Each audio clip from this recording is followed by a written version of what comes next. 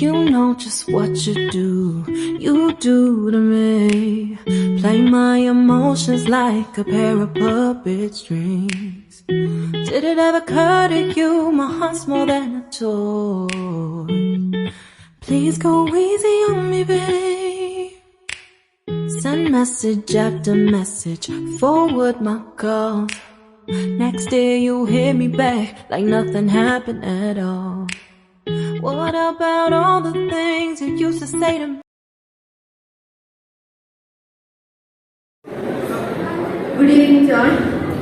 ആദ്യം തന്നെ ഈ ഒരു അവസരം ഒരുക്കി തന്ന ടീച്ചേഴ്സിനും സാറിനും ഞാൻ നന്ദി പറയുന്നു. പിന്നെ ആദ്യം ഞാൻ താഴെ രാവിലെ വന്ന വഴി താഴെ ഞാൻ പോയിട്ടുണ്ട്. അപ്പൊ താഴെ സാറ് ബാഗ് നോക്കി വരുന്നത് ഞാൻ കണ്ടു.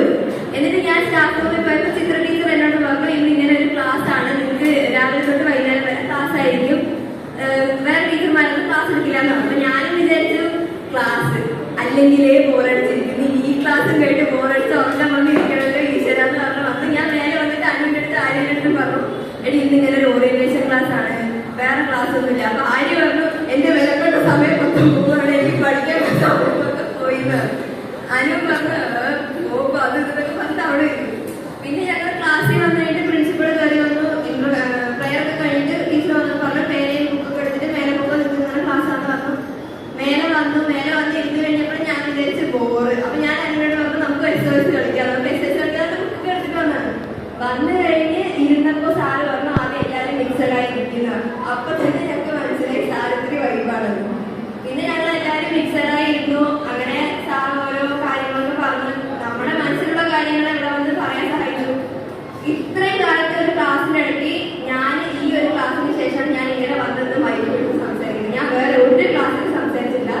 NSSന്റെ ക്യാമ്പിൽ പോലും പലരും വന്ന് സംസാരിക്കാൻ പറഞ്ഞു, ഞാൻ ഇതുവരെ സംസാരിച്ചു. സാറിന്റെ ഒരൊറ്റ ക്ലാസ്സിലാണ് ഞാൻ ഇവിടെ വന്ന് ഇങ്ങനെ നിന്ന് മൈക്ക് വിളിച്ച് സംസാരിക്കില്ല, ഞാൻ സംസാരിക്കാൻ പോലും ഇല്ല. അപ്പൊ സത്യം പറഞ്ഞാൽ ഇപ്പൊ ഇത്തിരി കോൺഫിഡൻസ് ഒക്കെ തോന്നുന്നത്. പിന്നെ സാറിന്റെ ക്ലാസ് ഭയങ്കര രസമായിരുന്നു. സാറിന് ശരിക്കും കുഷറൊക്കെ പറഞ്ഞ പോലെ നമുക്ക് നമ്മളോട് ഒരു ആങ്ങളുടെ ആ ഒരു ഫീലൊക്കെ തോന്നി, ഭയങ്കര അറ്റാച്ച്മെന്റ് തോന്നി. പിന്നെ എല്ലാവരുമായിട്ട് എല്ലാ കാര്യങ്ങളും ഷെയർ ചെയ്യാൻ പറ്റി, എല്ലാവരും ഭയങ്കര അറ്റാച്ച്ഡ് ആയി തോന്നി. സംസാരിക്കാത്തവരോട് സംസാരിക്കുന്ന രീതിയിൽ പോയി സംസാരിക്കണം, അങ്ങനെയൊക്കെ ഒരു ഫീൽ വന്നു. Thank you sir. രാവിലെ ക്ലാസ്സിക്ക് വന്നതിന് കുറച്ച് ലേറ്റ് ആയിട്ടായിരുന്നു. ക്ലാസ്സിൽ കയറിയപ്പോൾ തന്നെ പെന്നും പേപ്പറൊക്കെ എടുത്ത് ഇറങ്ങാൻ പറഞ്ഞു, ഒരു ക്ലാസ് ഉണ്ട്. ക്ലാസ് വന്നതേ ഒരു ബോൾ വന്നതൊരു കുറച്ച് ടൈമായി, ലേറ്റായി. ഒരുമാതിരി മടി പിടിച്ച് മൂടിൽ വന്ന് കയറുമ്പോൾ തന്നെ വേറെ ക്ലാസ് ഉണ്ട് പറഞ്ഞതും ഞാൻ ക്ലാസ് വന്നതിന് ശരിക്കും കടന്ന് ഉറങ്ങുക എന്നൊരു മെയിലാണ് വന്നത്. അടുത്ത ക്ലാസ്സിൽ നമുക്ക് ഇവിടെ ഒന്നും ഉറങ്ങാൻ പറ്റൂലല്ലോ എന്നൊരു മെയിലാണ് കയറി വന്നത്. ബട്ട് നല്ല രസമായിരുന്നു ക്ലാസ്. സാർ തുടങ്ങിയപ്പോ തൊട്ട് വന്നപ്പോൾ തന്നെ സാറിനെ ആകർഷിക്കുന്ന രീതിയിലായിരുന്നു സാർ ക്ലാസ് തുടങ്ങി വെച്ചത് തന്നെ. നമുക്ക് സാറിനോട് വേഗം അറ്റാച്ച്മെന്റ് തോന്നുന്ന രീതിക്ക് എന്താ പറയാ, ഭയങ്കര സാർ നമ്മുടെ ആരോ ആണ്. ഇവിടെ തന്നെ ഉണ്ടായിരുന്നു, ഇപ്പോഴും നമ്മുടെ ഒപ്പം ഉണ്ട്, ഇനിയും ഉണ്ടാവും, അങ്ങനെ ഒരു ഫീൽ സാർ തന്നു. Thank you sir. അങ്ങനെയൊന്നും നമുക്ക് പെട്ടെന്ന് ആരെയും അനുഭവപ്പെട്ട് തരില്ല. നമുക്ക് ഇപ്പൊ പ്ലസ് വൺ നമ്മൾ പഠിക്കുമ്പോഴത്തേനും ഞങ്ങളെ ഏറ്റവും ഞങ്ങൾ അടുത്തൊരു ടീച്ചർ പറഞ്ഞാൽ എല്ലാവർക്കും ഓൾമോസ്റ്റ് അങ്ങനെ ഉണ്ടായി ചിത്ര ടീച്ചർ അല്ലേ. അങ്ങനെ അടുത്തില്ലെങ്കിൽ ടീച്ചർ ഞങ്ങളോട് കുറച്ച് പെരുമാറിയ ശേഷം അടുത്തത്. പക്ഷെ സാർ പെട്ടെന്ന് ഒരു ദിവസം ഒരു 1 hour കൂടി ഇല്ല, അന്നൊരു 10 minutes കൂടി എനിക്കറിയില്ല ബാക്കിയുള്ളവരെങ്കിലും എനിക്ക് പെട്ടെന്ന് ഞങ്ങളുടെ ആരോഗ്യമോ ആണെന്ന് തോന്നി തുടങ്ങി. അതുകൊണ്ട് തന്നെ സാറിനോട് ഇന്ററാക്ട് ചെയ്യാനും ഈ ക്ലാസ് നന്നായിട്ട് കേൾക്കാനും സാർ പറയുന്ന കാര്യങ്ങൾ ഉൾക്കൊള്ളാനും മെയിൻലി ഒരു ടീച്ചറിന് വേണ്ടിയ ക്വാളിറ്റി അത് തന്നെയാണ്. ബാക്കിയുള്ളവരെ സ്വാധീനിച്ചെടുക്കുക അത് സാറിനുണ്ട്. വേറെന്താ പറയുക, നല്ല രീതിക്ക് എങ്ങനെ ഒരു ബോണ്ട് നമ്മൾ ഉണ്ടാക്കണം, ക്ലാസ് എങ്ങനെ ഒരു ഒത്തൊരുമ. ഞങ്ങളുടെ ക്ലാസ്സിന് ഇല്ലാതെ പോയ കാര്യമാണത്, ഞങ്ങൾ വിട്ടുപോയ കാര്യമാണ്. പക്ഷെ അത് എങ്ങനെ തിരിച്ചു കൊണ്ടുവരാന്നുള്ളത് സാർ പറഞ്ഞു. Thank you sir. പിന്നെന്താ, ഒരുപാട് ബേർഡൻ ആയിട്ടുണ്ടായിരുന്നു, കുറേ വിഷമങ്ങളും അതൊക്കെ പുറത്തു കളയാനും നമുക്ക് എഴുതാൻ കഴിയും എന്നുള്ളതിന് ഒരെഴുത്തിന് അത് പ്രോത്സാഹിപ്പിക്കുകയും കുറെ കാര്യങ്ങൾ ഇനിയും എഴുതാൻ തന്നെ അടുത്ത വർക്ക് തന്നോണ്ട് നമ്മുടെ റൈറ്റിംഗ് എന്ന സ്കില്ലിന് കുറച്ചും കൂടി ഡെവലപ്പ് ചെയ്യാനാണ് സാർ ശ്രമിക്കുന്നത് എന്നുള്ളത് എനിക്ക് മനസ്സിലായി. പിന്നെന്താ, നല്ല ക്ലാസ്സായിരുന്നു. ഇതേമാതിരി സാർക്ക് ഇതിന് മുമ്പ്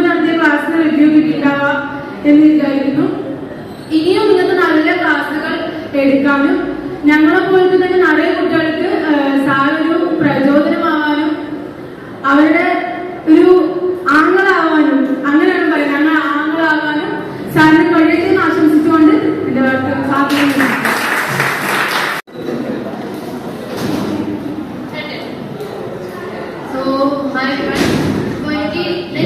കുറെ ദിവസമായിട്ട് എക്സാംസും അസൈൻമെന്റ്സും കുറെ കാര്യങ്ങളായിട്ട് നമ്മുടെ അക്കാഡമിക് പ്രഷർ നമ്മുടെ മനസ്സിലുള്ള സമയമാണല്ലോ. അപ്പൊ ഞാൻ ഇന്നലെ ലീവായിട്ട് സ്കൂളിൽ വന്നപ്പോൾ ഞാൻ വിചാരിച്ചു ക്ലാസ് റിവിഷൻ അസൈൻമെന്റ് സബ്മിറ്റ് കാര്യങ്ങൾ അതേപോലെയുള്ള അങ്ങനെ എക്സാം അങ്ങനെ പിന്നെയും അക്കാഡമിക്കലി തന്നെ വീട്ടിലിരിക്കുവാണെങ്കിലും പിന്നെ സ്കൂളിൽ വരുമ്പോൾ പിന്നെ ആ ബേർഡൻ തന്നെയാണ് വരുന്നത് ചിന്തയായിരുന്നു. അപ്പൊ ഇന്നിങ്ങനെ ജ്യോതിയാണ് പറഞ്ഞതിന്റെ ക്ലാസ് ഉണ്ട്, നമുക്ക് അതിന് കുഴപ്പമൊന്നുമില്ല എന്നപ്പോൾ ഞാൻ വിചാരിച്ചു ക്ലാസ് ആയിരിക്കില്ലേ നമ്മൾ പഠിപ്പിച്ച അങ്ങനെ എന്തെങ്കിലും ഒരു കാര്യത്തിനെ കുറിച്ചിട്ട് നമുക്ക് ഒരാൾ പറഞ്ഞു തരുന്നതിനേക്കാൾ നമ്മുടെ എക്സ്പീരിയൻസ് ആണ് ഒരു മനുഷ്യനെ ഏറ്റവും കൂടുതൽ കാര്യങ്ങൾ പഠിപ്പിച്ചു തരുന്നത്. ഒരാൾ നമുക്ക് പറഞ്ഞു തരുന്നതിനെക്കാട്ടിലും നമ്മുടെ ജീവിത അനുഭവങ്ങൾ അല്ലെങ്കിൽ നമുക്ക് ആ ഒരു മൊമെന്റിൽ കിട്ടുന്ന എക്സ്പീരിയൻസ് എന്താണോ അത് നമ്മുടെ ഇനിയുള്ള നമ്മുടെ ലൈഫിന്റെ യാത്രയിൽ ഹെൽപ്പ് ചെയ്യുന്നുണ്ട്. സോ ഇന്ന് എനിക്ക് സാറിന് ആ സെക്ഷനകത്ത് ഒരു ലൈക്ക് നമ്മുടെ ഒരു ഏറ്റവും സങ്കടകരമായിട്ടുള്ള ഒരു അനുഭവങ്ങൾ ഒരു ഷെയർ ചെയ്യാൻ പറഞ്ഞപ്പോൾ സാറിവിടെ നമ്മൾ സാറിവിടെ ഇരിക്കുമ്പോൾ ലൈക്ക് നമ്മൾ ഭയങ്കര ഫ്രീ ആണ്. നമ്മൾ ഇവിടെ എല്ലാവരും ഭയങ്കര ഫ്രീ ആയിരുന്നു. അല്ലാതെ നമ്മൾ ഒരാളിങ്ങനെ കൺട്രോൾ ചെയ്യുന്ന മാതിരിയോ അല്ലെങ്കിൽ ക്ലാസ്സിലേക്ക് ഇരിക്കുമ്പോൾ അങ്ങനെയാണല്ലോ നമ്മൾ ആ ഒരു അതേ അക്ഷരത്തോടെ നമ്മൾ ഉണ്ടാതിരിക്കണം. നമ്മൾ ഫസ്റ്റ് പീരീഡിൽ നമ്മൾ എല്ലാവരും എക്സ്പീരിയൻസ് ചെയ്യുന്ന കാര്യമാണ് ടീച്ചറുടെ പോലെ വഴക്ക് വാങ്ങണ്ട. പക്ഷെ നമ്മൾ സാറിന്റെ ക്ലാസ്സിലേക്ക് ഇരിക്കുമ്പോഴാണെങ്കിൽ നമ്മൾ ശ്രദ്ധിച്ചു പോകുന്നതാണ് അത് നമ്മൾ ആരും പ്രഷർ ചെയ്തിട്ടോ അല്ലെങ്കിൽ സാർ നമ്മളെ ഇങ്ങനെ കേൾക്കണമെന്ന് അങ്ങനെ തന്നെ ഇരിക്കണം. അപ്പൊ നമ്മൾ ഇരിക്കുന്ന പൊസിഷനിലൊക്കെ നമ്മൾ ക്ലാസ്സിൽ ഇരിക്കുന്ന പോലെയല്ല എന്റെ കൂടെ ഇരുന്നത്. പക്ഷെ നമ്മൾ ഇന്ന് പറയുന്ന കാര്യം സാർ പറയുന്ന കാര്യങ്ങൾ നമ്മൾ കേൾക്കുകയും നമ്മൾ കുറെ കാര്യങ്ങൾ മനസ്സിലാക്കുകയും ചെയ്തു. സോ ഇതിൽ ഫ്രീ ആയിട്ടുള്ള ക്ലാസ് എന്റെ ലൈഫിൽ എനിക്ക് കിട്ടിയിട്ടുള്ള so thank you sir for giving us അങ്ങനെ ഒരു ക്ലാസ് തന്നതിന്. ആൻഡ് ഒരു അധ്യാപകൻ ഇപ്പൊ BEdോ PGയോ ഒന്നും പഠിച്ചില്ലെങ്കിൽ ഒരാൾക്ക് അധ്യാപകനാവാം. ഒരു അറിവ് മറ്റൊരാൾക്ക് പറഞ്ഞു കൊടുക്കാൻ സാധിക്കാൻ അവർക്ക് അധ്യാപകൻ തന്നെയാണ്. അപ്പൊ സാറ് ഇവിടെ നിന്ന് ഓരോ കാര്യങ്ങൾ പറയുമ്പോഴും അതേപോലെ തന്നെ ഒരു നല്ലൊരു അധ്യാപകരായിട്ട് തന്നെ എനിക്ക് സാറിനെ ഫീൽ ചെയ്തിട്ടുണ്ട്. ഞങ്ങൾ ജൂനിയേഴ്സ് കുറെ NSS കുട്ടികളെ സാറിനെ കുറിച്ച് എന്നോട് പറഞ്ഞു. അപ്പൊ എനിക്കും തോന്നിയാ ഇങ്ങനത്തെ ക്ലാസ് എനിക്ക് കിട്ടിയിരുന്നെങ്കിൽ നല്ലതായിരുന്നേനെ. സോ ഇന്ന് ശരിക്കും പറയട്ടെ എന്റെ മൈൻഡ് ഇപ്പൊ ഭയങ്കര ഫ്രീ ആണ്. ഇപ്പൊ ലൈക്ക് എന്റെ വീട്ടിലെ കാര്യങ്ങൾ ഭയങ്കര നമ്മുടെ പ്രശ്നങ്ങൾ ചിലപ്പോൾ ഒന്നും ഉണ്ടാവില്ല. പക്ഷെ നമ്മൾ ഓവർ തിങ്ക് ചെയ്തിട്ട് നമ്മുടെ മനസ്സെങ്ങനെയായത്. പക്ഷെ ഇപ്പൊ ഞാൻ ഭയങ്കര ഓക്കെ ആണ്. ലൈക്ക് എനിക്ക് നമ്മളിപ്പോ ഫ്രീ പീരീഡ് ഇവിടുന്ന് മാറി ഞാൻ ചോറ് കഴിക്കാൻ പോയപ്പോഴും എല്ലാം ഭയങ്കര ഒരു ഫ്രീ മൈൻഡായിട്ട് എനിക്ക് ഇവിടുന്ന് പോകാൻ സാധിച്ചിട്ടുണ്ട്. അതിന് ഭയങ്കര ഒരു ഘടകം സാറുമാണ് നമ്മുടെ ഈ ലൈക്ക് നമ്മൾ ഇത്രയും പേര് കുറച്ചും കൂടെ അടുത്ത പോലെ എനിക്ക് തോന്നി. നമ്മൾ ഈ കൊടൈക്കനാലിൽ പോയിട്ട് വന്നപ്പോൾ ഒന്നും അടുത്തു. പക്ഷെ ഈ ഒരു സമയം പറഞ്ഞാൽ ഇമോഷണലി ഭയങ്കര കണക്ഷൻ നമ്മുടെ എല്ലാവരും വന്നിട്ടുണ്ട്. സോ ഇങ്ങനെ ഒരു ക്ലാസ് കിട്ടിയ കാരണം തന്നെയാണ് ഇങ്ങനൊരു ഇമോഷണൽ ഒരു ബിൽഡ് നമുക്ക് എടുക്കാൻ ഇങ്ങനെ ബിൽഡ് ചെയ്യാൻ സാധിച്ചത്. അതിന് സാറിന് താങ്ക് യു പറയുന്നു. ആൻഡ് നിങ്ങളെല്ലാവരും ഇത്രയും സ്നേഹമുള്ളവരാണ്. അല്ലെങ്കിൽ എല്ലാവരും നമുക്ക് മനസ്സിലാവുന്ന ടൈം ഉണ്ടല്ലോ. സോ എനിക്ക് എല്ലാവരും കുറെ എനിക്ക് മനസ്സിലാക്കാൻ സാധിച്ചു. സോ നിങ്ങളുടെ ഡ്രീംസ് കുറെ പേര് പറഞ്ഞു. അതെല്ലാം നിങ്ങൾക്ക് സാധിക്കട്ടെ. പ്രശ്നങ്ങളുണ്ടാവും, ബട്ട് അവിടെയൊക്കെ കളഞ്ഞ ആരും പോകരുത്. And I love you all. നിങ്ങളെല്ലാവരും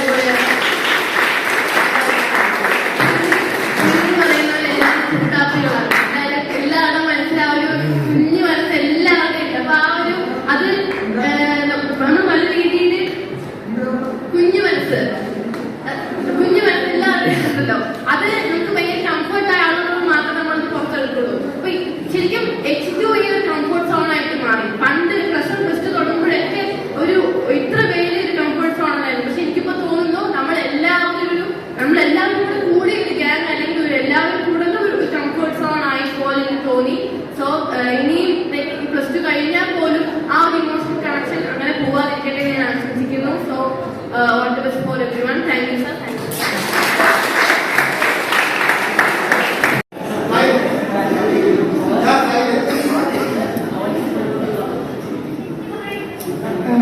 എനിക്ക് സാറിന്റെ ക്ലാസ് നേരത്തെ കിട്ടിയിട്ട് ഞാൻ NSSന്റെ ക്യാമ്പിന് പോയ സമയത്ത് അവിടെ സാറ് വന്നിട്ടുണ്ടായിരുന്നു. അപ്പോൾ ആ ക്ലാസ് കഴിഞ്ഞ ശേഷം ഈ ഇടയ്ക്ക് കൂടി NSSലുള്ള കുട്ടികൾ ഇൻസ്റ്റയിൽ സ്റ്റോറി ഉണ്ടായിരുന്നു. ബെസ്റ്റ് ക്ലാസ് ലാസ്റ്റ് സെൽഫി എടുത്തിട്ടുണ്ടായിരുന്നു സാറിൻ്റെ. അപ്പോൾ എനിക്ക് അപ്പം ഉണ്ടായിരുന്ന ആ ക്ലാസ്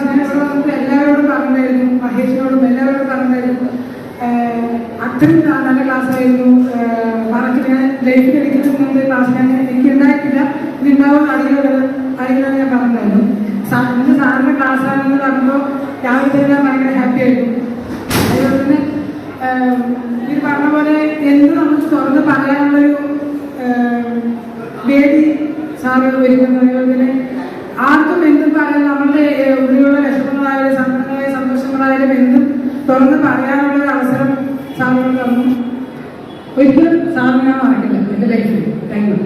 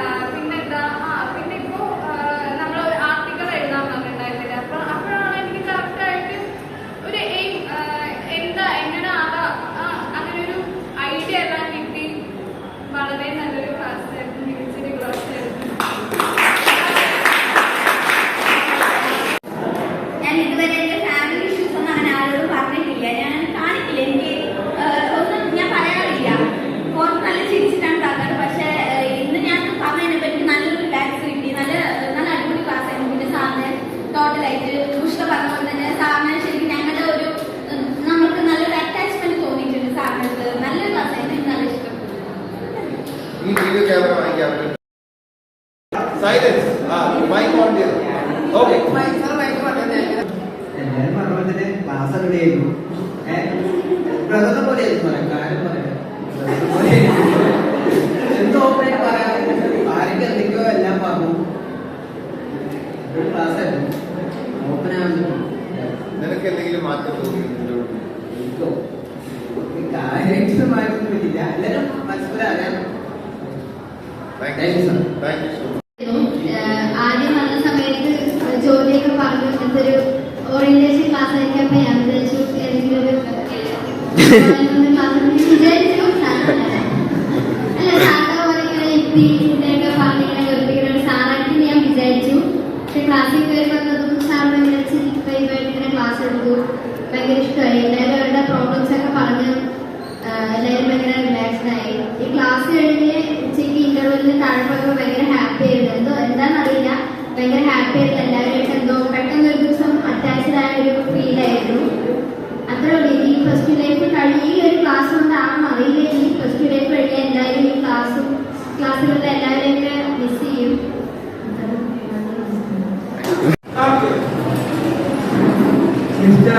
ലോകത്തെ ഏറ്റവും അധികം ആഗ്രഹിക്കുന്ന ഒരു കോടീകാരനാണെന്നാണ്. എന്നിട്ട് കുറെ ആളുകൾ അക്രമം ചെയ്യുന്ന ആളുകളെ പിടിച്ച് ജയിലിറക്കും. പിന്നെ ആഗ്രഹം കൊല്ലം ജില്ലയിലെ കുണ്ടറ എന്ന സ്ഥലത്ത് അനിയന്റെയും ജോയിസ് ഫാമിലിയുടെയും ഇടയ മക്കളായിട്ടാണ് അനുഗ്രഹം ജനിച്ചത്. 8ാമത്തെ വയസ്സിൽ അച്ഛൻ നഷ്ടപ്പെടുകയും തുടർന്നുള്ള കുടുംബത്തിന്റെ പ്രശ്നങ്ങളെല്ലാം തരണം ചെയ്താണ് ലോകം അറിയപ്പെടുന്ന ഒരു എക്കണോമിസ്റ്റ് ആയിട്ട് അനുഗ്രഹം മാറിയത്. പാലക്കാട് അദ്ദേഹം എല്ലാവരെയും സൗജന്യമായി കൊണ്ടാണ് അദ്ദേഹം പ്രശസ്തമായി ജനങ്ങളുടെ മനസ്സിൽ ഇടം നേടാൻ കാരണം ഇതായിരുന്നു. ലോകത്തിലെ പാവങ്ങളെ സംരക്ഷിക്കാൻ വേണ്ടിയായിരുന്നു അദ്ദേഹം.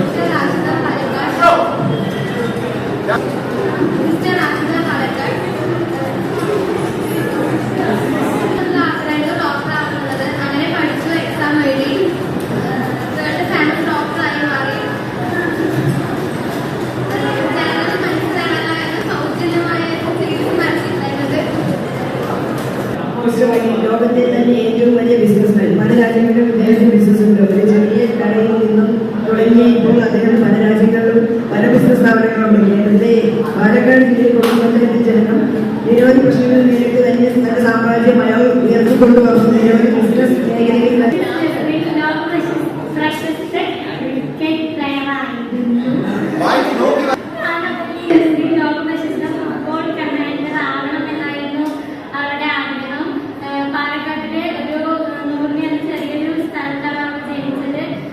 മിസ്റ്റർ അഭിജിത്ത് ലോകത്തിൻ്റെ ഇന്ത്യയിൽ തന്നെ ഏറ്റവും വലിയ ബിസിനസ്മാനായി മാറി.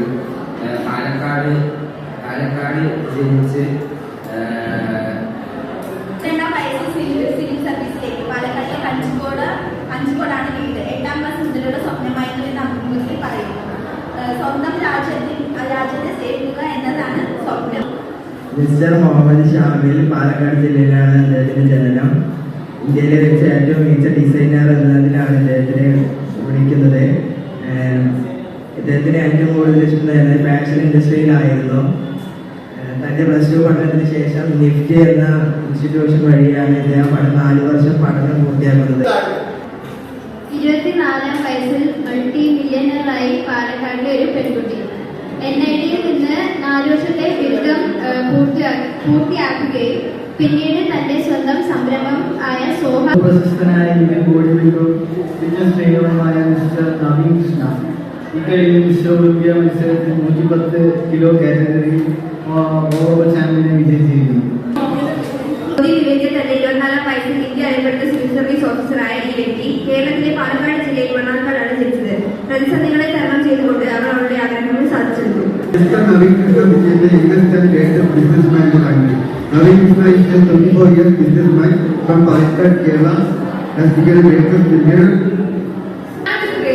ഒരു സ്ത്രീയാവുന്നതിന് മുൻപ് ഞാനൊരു പെൺകുട്ടിയാണ്. ഈ സമൂഹം അവളോട് എത്രത്തോളം ക്രൂരതയാണ് കാണിക്കാൻ പോകുന്നത് എന്ന് എനിക്ക് നന്നായി അറിയാം. ഇന്നലെ പ്രധാനമന്ത്രി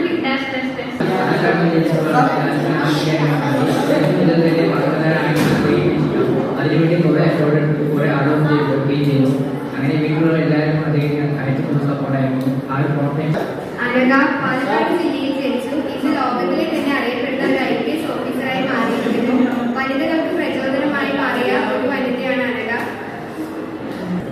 Roshan has become the world famous director in the Tamil cinema.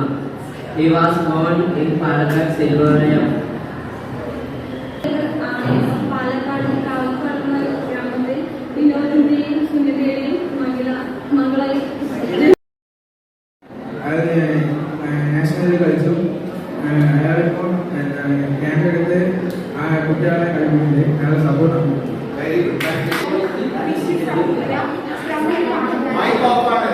Mrs Aduya mummy Palakkad. ഞാൻ ലോകത്തിലെ ഏറ്റവും പ്രസിദ്ധമായിട്ടുള്ള ഒരു സയന്റിസ്റ്റാണ്. കുട്ടിക്ക് കണ്ടുപിടുത്തങ്ങൾ നടത്തുകയും അത് ജനങ്ങൾക്ക് ഉപയോഗപ്രദമാകുന്ന കണ്ടുപിടുത്തമാണ്. കുട്ടിയെ പരീക്ഷണമൊക്കെ നടത്തുകയും